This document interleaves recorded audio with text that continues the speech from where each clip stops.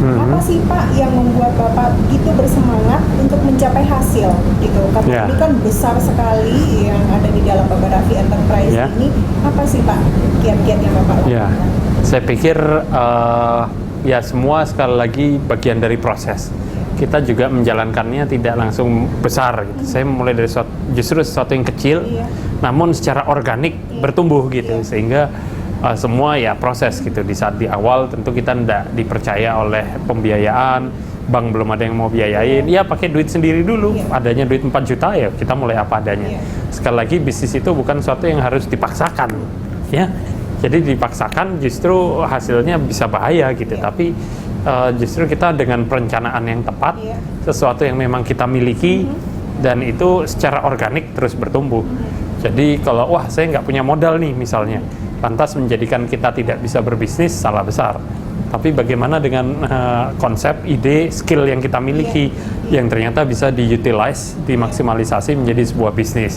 Dan pada saat sudah memiliki track record yang baik, ya, karena bisnis itu adalah membangun kepercayaan dan integrity, modal, investor, partner bisnis itu akan datang dengan sendirinya gitu. Jadi sekali lagi ya bagi saya berbisnis itu adalah membangun trust, membangun integrity, sehingga saat itulah kita sudah bisa mengembangkan bisnis dengan baik.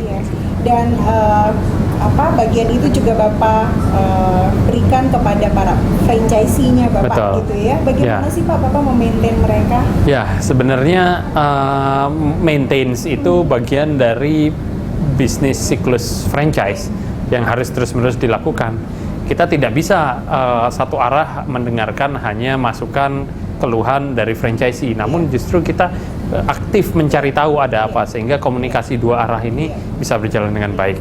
Kami melakukan misalnya dengan memberikan newsletter by email yang kita kirim seminggu bisa 2-3 kali. Informasi-informasi positif yang memberikan semangat baru, harapan baru, kemudian bahkan training-training terbaru yang kita lakukan, dan juga menu-menu yang terus kita develop. Ini menjadikan franchisee kita memiliki harapan besar. Wah, ternyata bisnisnya maju, bagus, dan saya bagian dari keluarga besar Babaravi, saya bangga di sini, dan saya juga harus berkontribusi positif, sehingga value-value tersebut kita berikan. Yang kedua adalah transformasi. Transformasi itu adalah satu hal yang harus terus-menerus dilakukan. Tidak ada di dunia ini sesuatu yang pasti, konsisten, ya, sehingga yang namanya inovasi dan kreativitas itu selalu dituntut, dan itu mentransform budaya perusahaan menjadi lebih baik. Karena kalau kita sudah di comfort zone, bisnis merasa sudah nyaman, sudah untung, cukup, ya sudah, nanti pada akhirnya akan ada pemain baru, ada perubahan baru, teknologi baru. Kalau kita tidak siap, ya amblas gitu. Sehingga kita harus terus mengikuti perubahan, dan transformasi adalah salah satu kuncinya. Dan itu learning never stop gitu. Betul, ya, tepat sekali. Bagaimana Bapak membangun juga relationship dengan para franchisee ini, sehingga mereka juga punya bisnisnya juga bertumbuh gitu. Benar. Ya Pak ya? Ya, jadi sekali lagi relationship itu adalah kunci dari sebuah bisnis yang berjalan dengan baik. Nah, tentunya kita tidak bisa memberikan support yang baik jika franchisor tidak memiliki backup tim manajemen yang baik. Nah, kebetulan saya bersyukur kembali lagi Babaravi, kami memiliki talented skill management tim yang jumlahnya juga tidak sedikit, yaitu sekitar 400 orang yang ini menghandle pengelolaan 1.100 outlet ini. Sehingga pada saat ya kita bicara relokasi tempat, development menu baru, desain untuk brand communication, ya marketing tools dan sebagainya, kita sudah punya komplitnya. Oke, mau pakai yang mana ini? Sehingga ya kebutuhan-kebutuhan franchisee bisa dipakai dengan baik oleh dukungan tools yang kita sediakan. Bagaimana pandangan Bapak dengan dukungan pemerintah, bagaimana Pak? Oke, jadi government, ya, kebetulan saya sendiri basisnya adalah ke customer langsung, ke end user, di mana ya mungkin karena kita bukan bisnis yang berbasis tender, sehingga tidak terkait secara langsung sebenarnya. Namun sekarang saya lihat sudah banyak loh dukungan-dukungan positif, seperti pemberian pelatihan gratis terhadap para UKM, kemudian pemberian expo, pelatihan dan pameran yang difasilitasi pemerintah, dan itu jujur saya banyak terbantu, terutama di awal-awal membangun bisnis.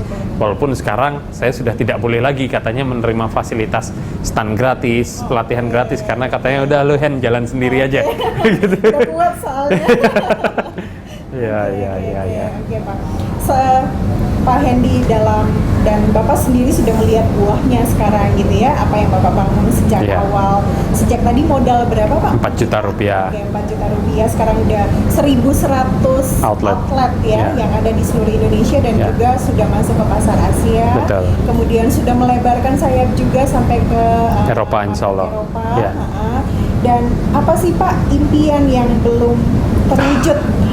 Apa ya saya pikir ini saya mengalir aja artinya ya impian tentu satu hal yang harus kita miliki, di mana orang kalau tidak memiliki mimpi, tidak ambisi itu bukan entrepreneur. Entrepreneur itu seorang yang memiliki ambisi, tentu dalam tanda kutip yang positif gitu.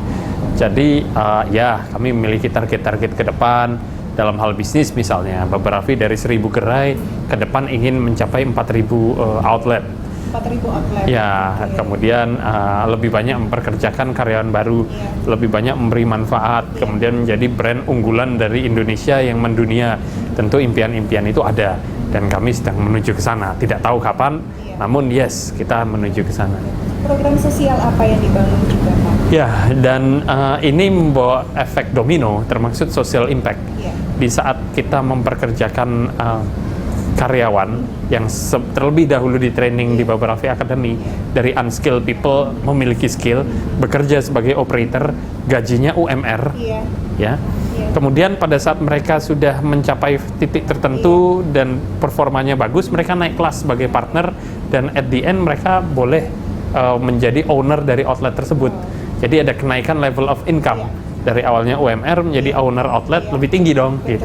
Dan itu yang saat ini program yang kita jalani dan bekerja sama dengan dari institusi luar untuk membuka 500 outlet baru untuk kalangan ekonomi menengah ke bawah, sehingga yang bisa punya franchise tidak lagi hanya orang yang memiliki modal, namun teman-teman yang di bawah ini bisa memiliki kesempatan untuk buka outlet baru, sehingga kita butuh vendor kontraktor kuat yang banyak yang bisa mensuplai kebutuhan 500 outlet baru. Kita membutuhkan manajemen skill yang juga terus terupgrade. Kita membutuhkan satu sistem support IT yang bisa mendukung integrasinya penambahan outlet ini. Begitu. Jaringannya juga perlu ya. Pak Hendy, apa sih Pak kiat-kiat khusus, mungkin Bapak bisa kasih tips nih kepada sahabat excellent kalau mau jadi entrepreneur seperti Bapak seperti apa? Ya, jadi sahabat excellent, dari saya banyak sekali rumus untuk sukses dan berhasil, tapi semua itu akan sia-sia jika kita tidak action. Segera ambil langkah, putuskan apa yang menjadi impianmu, dan mudah-mudahan kalian bisa mengejarnya untuk menjadi pengusaha yang memberi manfaat buat orang banyak. Oke, kita lanjut lagi nih pertanyaannya saya, Pak. Apa harapan Pak Hendy 2 tahun ke depan? Wow, harapan 2 tahun ke depan apa ya? Yang jelas saya pengen lebih kurus. Yes. Terus apa lagi ya? Ya anak-anak sekolahnya ya berprestasi, performance-nya ya kan, anak yang nomor 2 les balet, nomor 1 les piano, yang nomor 3 ya karena masih TK udah pinter baca sama les berhitungnya. Ya nggak muluk-muluk, saya ingin ya tentu semua berjalan dengan baik, lancar, bisa terus memberi manfaat buat orang banyak. Ya harapannya bisa menginspirasi lebih banyak orang lagi, sehingga dari situ apa yang kita tuai ya tentu nanti kembalinya juga dalam bentuk yang positif. Pak, kalau nggak salah ada cerita menarik di balik nama Putra Putri. Untuk yang perusahaannya sendiri, boleh sedikit cerita? Jadi nama-nama perusahaan saya, PT yang saya bangun itu terinspirasi dari nama anak-anak saya. Baba-Raffi diambil dari nama anak saya yang pertama, bapaknya Raffi. Yang kedua Reva Audrey Zahira, sehingga perusahaan yang saya bangun adalah PT Piramida Zahira.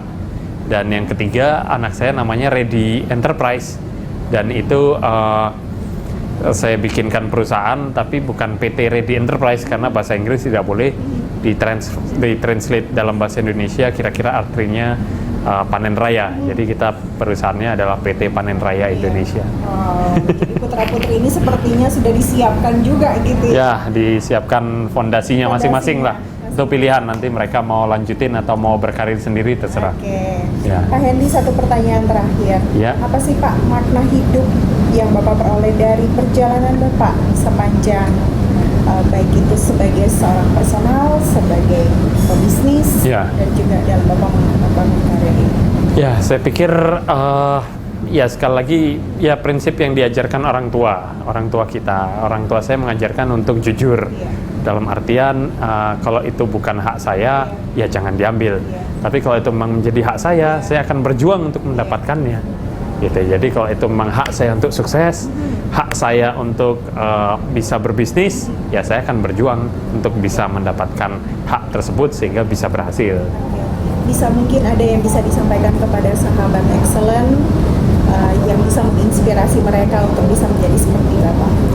Ya, saya pikir tentunya dalam berbisnis itu banyak fase up and down ya. Dan fase jatuh bangun itu hal yang biasa dalam berbisnis gitu. Sehingga sikap pantang menyerah, sikap terus mencoba itu harus dimiliki seorang entrepreneur. Jadi karakter entrepreneur itu adalah yang inovatif, kreatif, sekaligus pantang menyerah. Ya, sehingga pada saat kita sudah memiliki jiwa entrepreneur, mau profesi apapun, baik itu profesional sebagai karyawan, maupun kita ya bekerja self-employee, tapi karakter entrepreneur itu harus kita bangun, sehingga ini yang menjadikan kita manusia yang lebih berhasil dan bermanfaat untuk orang banyak. Oke. Pemirsa dan sahabat excellent, tak terasa sudah 60 menit saya Lisa Supargo menemani Anda dalam perbincangan saya dengan narasumber saya yang sangat excellent, Pak Hendy Setiono. Semoga apa yang disampaikan, apa yang dibagikan boleh menjadi motivasi dan inspirasi bagi Anda untuk maju dan berkembang di masa yang akan datang. Saya Lisa Supargo beserta kru yang bertugas mengucapkan terima kasih atas perhatian Anda dan sampai jumpa. Strive for excellence. Yes. Ya, terima kasih banyak. Terima kasih Pak Hendy untuk waktunya. Mari Pak, silakan.